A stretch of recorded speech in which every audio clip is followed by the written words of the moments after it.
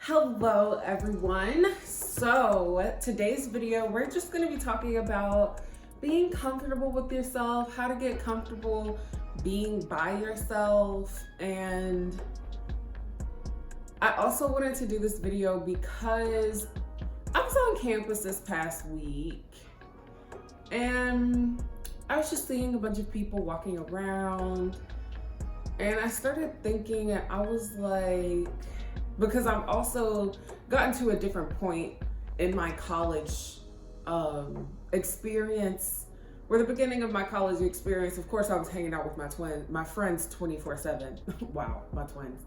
My friends 24/7, or like just whenever I have free time, I was with a friend. And it just made me think back to a time where I wasn't comfortable being by myself. And I was like, I really want to get this out here because a lot of people don't even realize that if you can't be comfortable with yourself, there's a lot of other things that you can't successfully do. And I'll talk about those at the end. But the beginning, I just want to ask a few questions, and I'm asking you guys the questions. You don't actually have to answer them in the comments. Just answer to yourself. And if this applies to you, I think this video is going to be really, really helpful for you. So if you've ever wanted to go out to eat and you're like, oh, I can't, there's nobody to go with me, this video is for you. If you can never sit in silence by yourself because you're too scared of your thoughts, this video is for you. If when there's no one around to distract you, or there's no friends there, you immediately search for some way to distract yourself from your thoughts or to numb yourself to reality, and you may not even know that's what it is. But if you always have to have a distraction, always have to have something you're watching, listening to, or doing in order to be by yourself, this video is for you. And this is also like, I'm not like trying to trigger anyone with this, because this is it's a hard thing to be comfortable being by yourself sometimes. This is a video for people who are in positions I used to be in, positions where I couldn't be by myself. When there were too many thoughts, it was too much, and all of a sudden there was a panic attack. Always had to be on the phone with someone, can't even go downstairs to your dining commons to just sit and eat and enjoy life. First thing you do when you wake up, gotta get on your phone, gotta turn the TV on, can't go to sleep without the TV or turning your phone on. Like, distractions and numbing yourself to reality are real, which is also something we're really going to be heavily discussing in this video. But being comfortable by yourself has a lot more to do with how you think about yourself than most people think. And by that, I mean, when you're by yourself and you're talking to yourself, are you always being degrading? Are you always making jokes about yourself? Are you always being hateful towards yourself? It's a lot more difficult to be by yourself alone and be comfortable with yourself if that's an environment where it's not joyous, it's not happy, it's not peaceful. Being comfortable with yourself has a lot to do with inner peace and being able to find peace within yourself. And a lot of people, and especially me in the past, have had trouble just being able to make being by yourself a positive and peaceful experience. And I know that a lot of people are like, oh, I've always been by myself, so I want to be around people now. Okay, you've always been by yourself, but didn't you say that you never really sat in silence by yourself? You always were watching movies by yourself, always on Instagram by yourself. Maybe you were even reading books all the time by yourself. That was me, reading books. I may have said I can do alone time if I have a book, if I have a distraction. If being by yourself has to include a distraction, just think about that in other ways. If you're sitting across from your friend and the only way for you to be with them is to distract yourself, doesn't sound like you actually want to be their friend, or you're interested in being their friend, or that it's peaceful and happy to be their friend.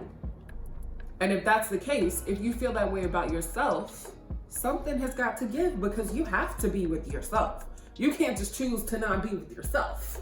You're gonna have to do it. So I think the best way to do that is to figure out what is causing you to feel so uncomfortable about yourself, and what will bring you peace with being by yourself. And I'm not just talking about like, oh, can you not be by yourself? You're always in a relationship. I'm not talking about romantically and sexually by yourself. I'm talking about literally just truly being, existing, and living life. So if those things pertain to you, or if you feel like you just want to dive into the topic a bit because it's interesting to analyze society that way, keep watching. I'm gonna jump into the steps of how to get comfortable by yourself, and then we're going to discuss the things that can be made more difficult if you aren't comfortable by yourself. Okay, number one, the best way to literally do this is to kind of just jump head in, but also taking small steps. Try in the morning when you wake up for breakfast, instead of while you're cooking or while you're eating your breakfast, instead of listening to music, getting on Instagram, Twitter, watching Netflix, YouTube, instead of doing that, just sit with your thoughts, sit by yourself. Don't turn anything on, sit in some silence. See what it feels like. Make sure you remember what it feels like, what's going on in the moment, why, not why. Make sure you're literally just taking in that moment and that experience, so that in step 2, you can start to understand why exactly you weren't comfortable by yourself before. What about being by yourself that morning, or if you take a shower and you usually listen to music, don't listen to music that time. Just any sort of thing where you're usually distracting yourself, try not distracting yourself this time. That's for step 1. And that thing that you did to try not to distract yourself, why is it that you feel like you need to distract yourself? Are you scared of your thoughts? Are you not comfortable with silence in general? Do you feel like there always has to be a noise? Like, what exactly is making you uncomfortable with being by yourself and being able to sit in silence with yourself? That's the second step. And I also have another video on my channel that can really help you with this step number 2. It's called How to Heal from Trauma. It's part 1. It's going to be a multi-series video, but in that video I really talk about being able to reflect and analyze situations and understand why those situations have come to be in your life. So trauma to coping mechanisms, basically, because this step number 2 has a lot to do with, okay, me not being able to sit in silence is a coping mechanism. What is the trauma in my life that made me feel this way? And that video can really help you guys. It's in the cards right now if you want to click on it and then come back to this video to continue. It's also in the description, and you'll also find it on my channel in the playlist for personal growth journey. Yeah, so be sure to check that out if you really need more details on how to do number 2, because it really goes into depth. Number 3 is talk to other people in your life. See if they're having trouble being by themselves, or if they have had trouble being by themselves. See if they have tips, and if it's someone who's currently having that same struggle as you, see if you guys can make a little like accountability pact. Be like, okay, on Fridays we're both gonna do something by ourselves without distractions, of course in separate places because you're by yourselves. and just be like, yeah, Friday evening or Friday morning, we're gonna check in and be like, are you gonna be doing your thing today? Make sure you do your thing today, because you need to make sure you're getting comfortable being by yourself. So find an accountability partner. I think a lot of relationships, or honestly all of the relationships in my life, the ones that I'm nurturing and making sure that I stay connected with, they're accountability partners. If I can't help you, or I can't count on you in a place to be like, Zaria, you didn't even get what you were supposed to get done this week. So what do you mean you're reaching for goals? You didn't even take the next step. I need to make sure that the people in my life are going to be able to say that to me, are going to be willing to say that to me. So accountability partners are really important to me. But it might not be something that you guys have at the moment. So you can always get down in the comments, and we are a community here. That's what I'm forging. That's what I'm creating here, a community for us to have accountability partners with each other, in a whole forum and a space set for accountability and personal growth and support. So get down in the comments and ask somebody if they want to be your accountability partner, because the worst they can say is no, and you just ask someone else. And then the fourth step for this is practice, because after you do number 2, you adjust accordingly. You're like, okay, the reason I can't be by myself is because I grew up in a house where there was always noise and I was never by myself. So let me adjust to bringing that down to being able to be by myself from like once a week to occasionally to whenever I want. That's what that step 2 does. It helps you figure out a way to adapt so that you can try it again. And practice really does make perfect. If you keep practicing this and you're like, I'm making it a habit to make sure that I can be comfortable by myself, then of course it will eventually become such a practiced habit that you don't even have to think about it. That it's not even something you're struggling with anymore. It's not even something you're worried about. It just happens. Yeah. So those are the steps. It's really just like 4 little simple steps that you kind of just repeat until you feel like you're doing it all on your own. Some things that I want to bring up that really do make it harder for you to live and exist in this world if you're not comfortable being by yourself. They include a lot of like growing up things. I know I mentioned relationships earlier, but if you aren't comfortable being by yourself and you're in a relationship, it makes it hard for you and that other person to become separate people doing individualized things sometimes. It also can make it difficult for you to let your partner know what your wants and your needs are, because if you're never by yourself to understand yourself, that's really what being by yourself helps you do, understand yourself.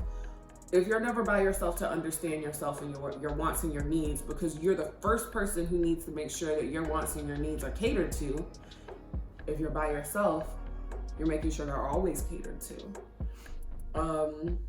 Once you're in a relationship, if that's something you do want, how on earth are you gonna let someone know what your wants and your needs are?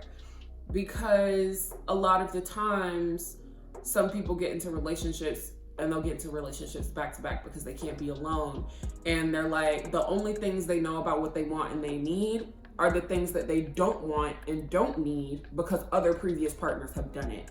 Or the small minuscule things that they know for sure they want because their partners in the past didn't do it. But there's so much more to you and what you want and need besides the tiny, minuscule, microscopical world of what one person has shown you they can do for you. Another thing that being by yourself can hinder, another thing that not being able to be comfortable by yourself can hinder, is honestly navigating the adult world. And by that I mean when you've grown, you've got a house, you've got bills to pay, you have a regular job, a little 9 to 5, you go into the office all the time, or whatever your adult world looks like. If you have a house all to yourself and you always are running some sort of distraction, baby girl, I'm gonna let you know that light bill is gonna go up. That light bill is gonna go up, or that internet bill is gonna go up. Something is gonna go up. And if you're on a budget, you don't need that to go up just because you haven't healed something inside of you. And I don't mean just the bills going up, a monetary negative impact. I also mean being in a house by yourself. You will know for sure if you're always having to have a distraction, because there's always something going on.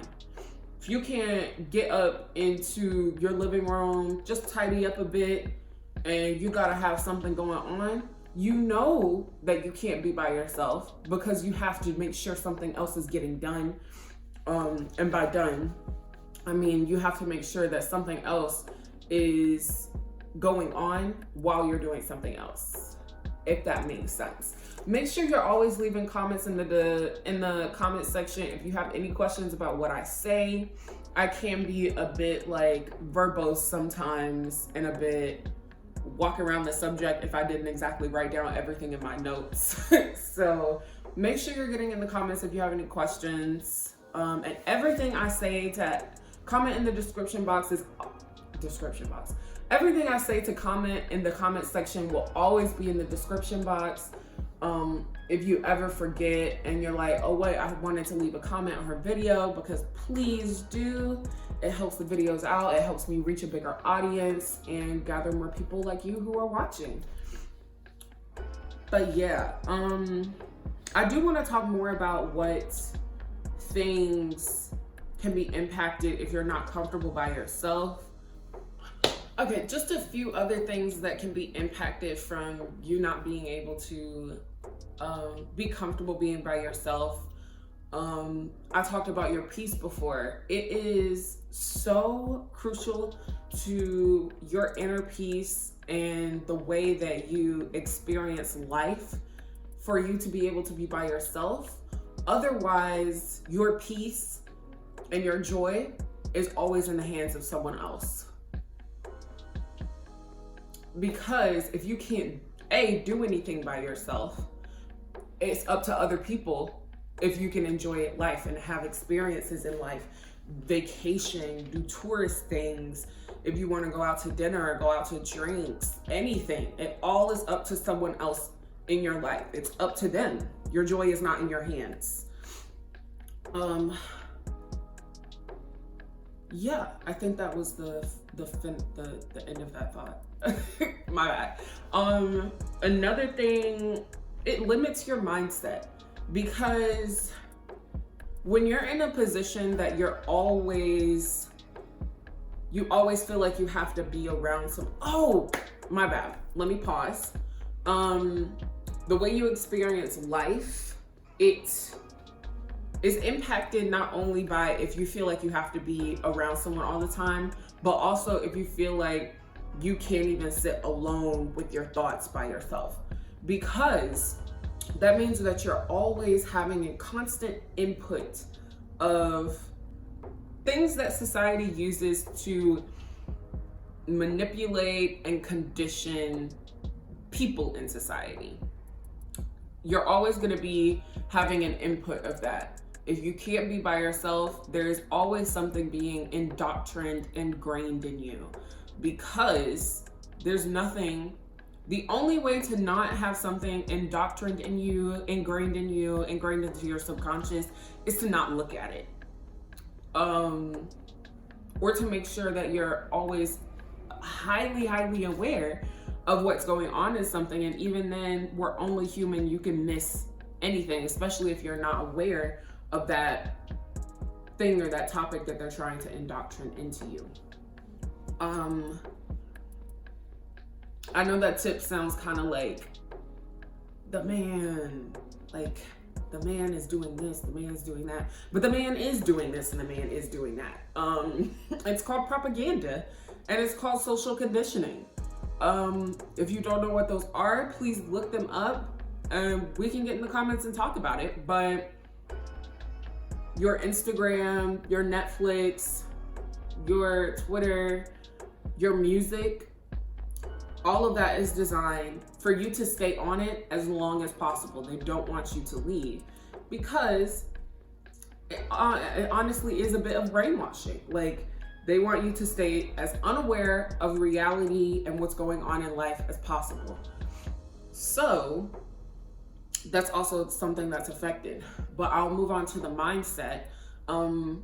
Things that limit you in your mindset. If you always have to be around someone or always have to be watching something or numbing yourself to reality with something, your mindset is affected because if you're the person that needs someone around, your mindset becomes, I have to make sure that I stay exactly the way that this person wants me to, or they're going to leave me and I won't have anyone to be around, anyone to be with, anyone to keep me company. And that's a dangerous mindset to be in. That's a dangerous place for your peace to be in, because then you start sacrificing your needs and your boundaries to stay around and be with that person. If you're the type of person who needs distractions all the time, your mindset is negatively impacted by the indoctrination. Like I said, it's also telling your mind that it doesn't have time, it doesn't have the authority, it doesn't have the freedom to think its own thoughts, to put out its own ideas, to put out its own creativeness. You're dampening yourself. You're like, what else are you? You're dampening yourself. Yeah.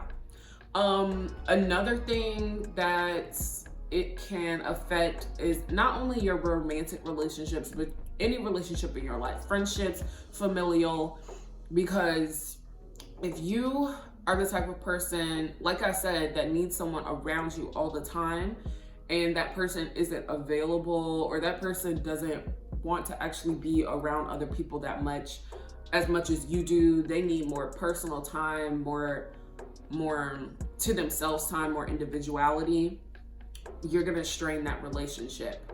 And it's gonna be a lot worse to strain that relationship in this position because you need someone around. It's gonna, like I said, make you start sacrificing your boundaries and your peace because you need them around. And if they're the person that needs individuality, there is nothing you can do to make them stay. So it's really gonna put you into a headspin. It's probably gonna make you feel like you're not worth anything, no one actually loves you, and it can make you spiral really quick. Another thing I think is gonna be super difficult is raising children. If you can't be by yourself and you want children and you start raising those children, and then you're like, oh my God, I actually do need to be by myself because these kids they're kids. They're a lot. They take up all your all your time, all your energy.